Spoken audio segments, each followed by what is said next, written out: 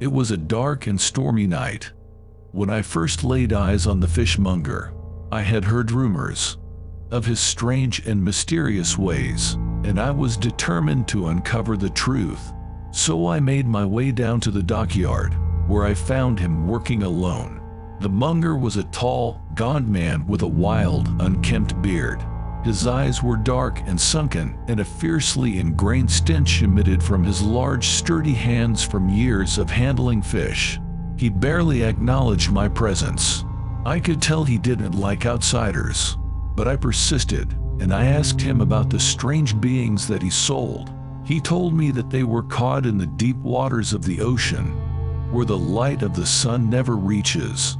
He said that they were creatures of the abyss, twisted and deformed by the pressures of the deep.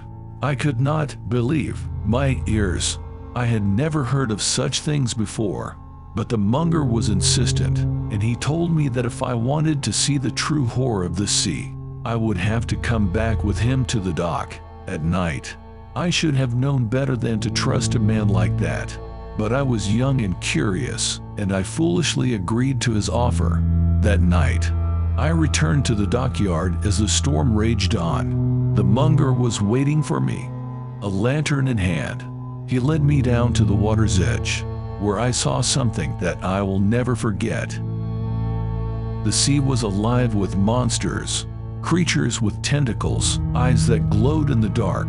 They writhed and twisted in the water, reaching for me with their monstrous limbs. I could hear their screams, even above the roar of the storm, calling out in pain, whispering for me to join them. And then I saw him, the fishmonger. He was standing in the water, surrounded by the monsters.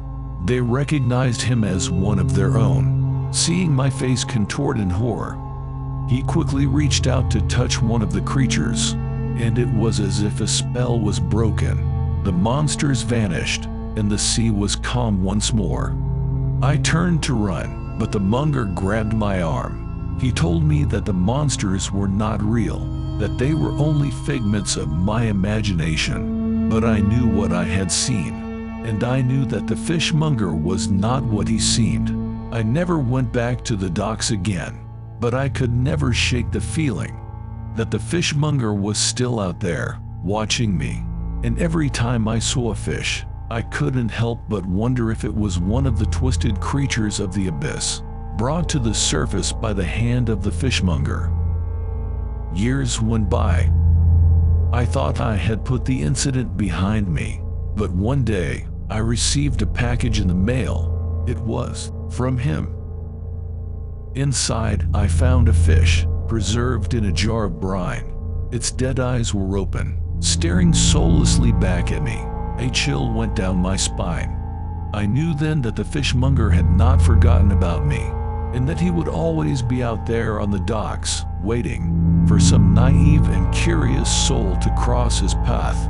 From that day on, I avoided fish markets and seafood restaurants. The memory of the fishmonger still haunts me. I'm not sure if he's real or not, but the thought of him still gives me the chills. Who is he? What is he?